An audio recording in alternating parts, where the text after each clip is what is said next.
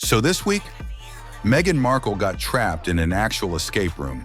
And no, not one of those pop-up ones in Silver Lake with the fake fog and couples arguing over which lock to pick. I mean a real underground, royal-built torture chamber inside Buckingham Palace. I thought escaping the royal family was just a metaphor. Turns out it was a multi-level, laser-guarded, protocol-triggered British hellscape, and Meghan was the star contestant. The whole thing started when someone on TikTok claimed Meghan didn't leave the royal family. She escaped. And then this weird leaked floor plan popped up online showing something called the Crown Vault under Windsor Castle. People thought it was AI. It wasn't.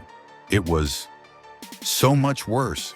Apparently, the second you even hint that you want to leave the firm, they drop you into a medieval-style dungeon where the only way out is solving elite-level etiquette puzzles. It's like Saw meets Downton Abbey. And yes, the Queen's hologram was there. So here's what happened. Apparently, when Meghan told the royals she wanted to step back from public duties, they thought she meant, like, into a room full of riddles and mechanical corgis. So they put her in the Crown Vault, which is basically Hogwarts for trauma.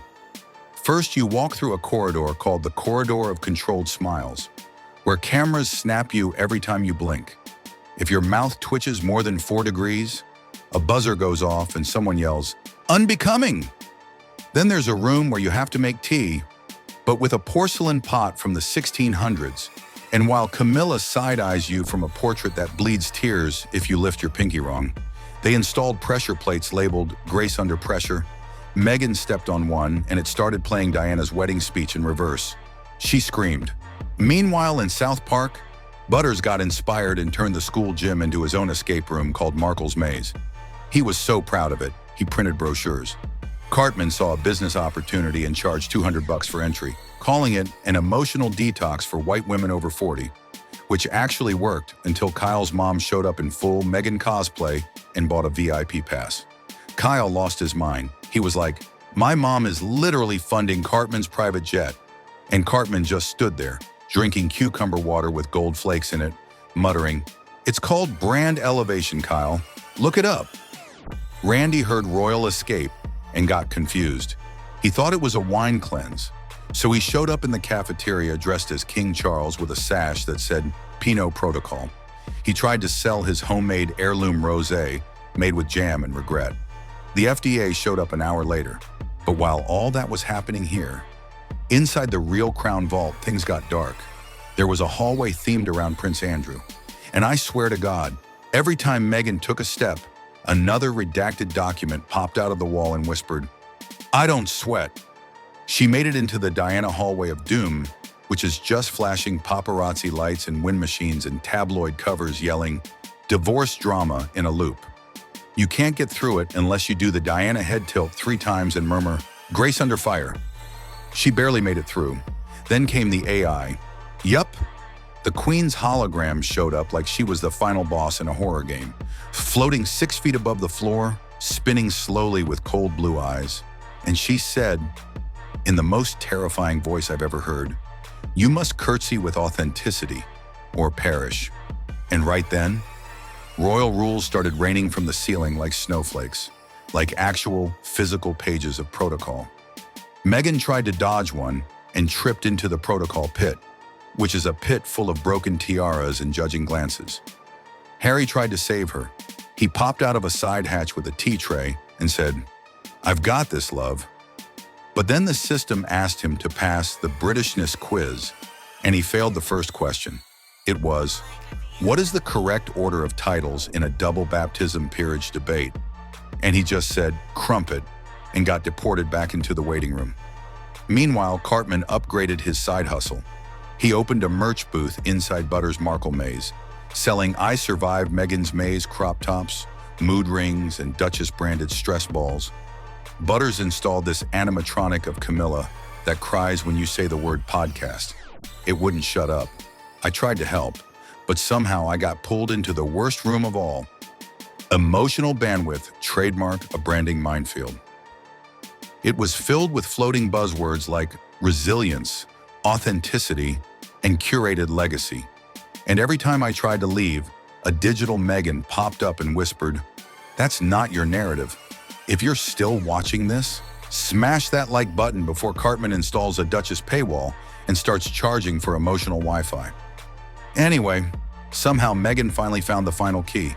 The clue was on the back of a Daily Mail article that said, "Meghan fakes empathy in new interview." She had to read it without screaming. That was the final test.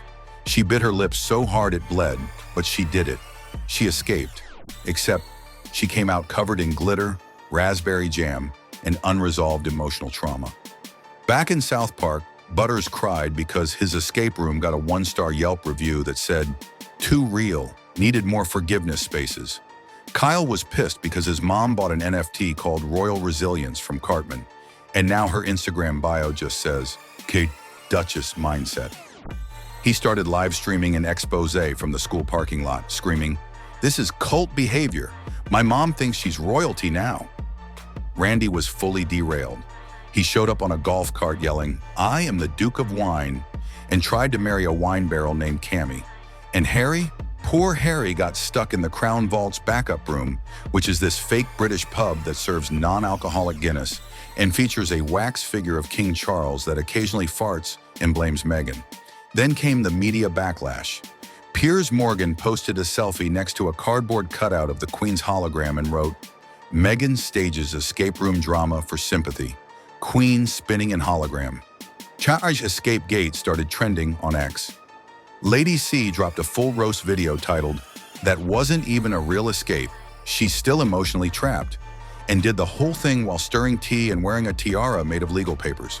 TikTok moms started an escape-like Meghan trend where they danced their way out of walk-in closets while whispering, "I'm brave for me." Cartman launched a new product line called Emergency Tiaras Trademark, designed for brunch situations where you're late, bloated, or emotionally unavailable. And Meghan?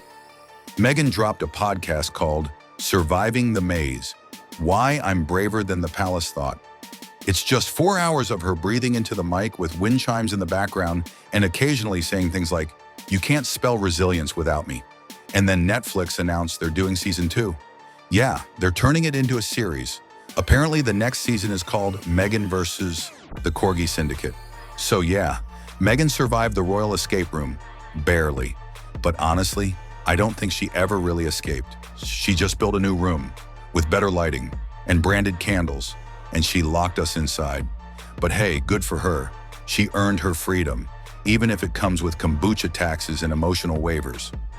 So do yourself a favor, like and subscribe before Meghan trademarked this entire meltdown. Because if I get hit with one more flying teacup of truth, I'm suing the crown. I swear. Next time she's stuck, I'm leaving her there.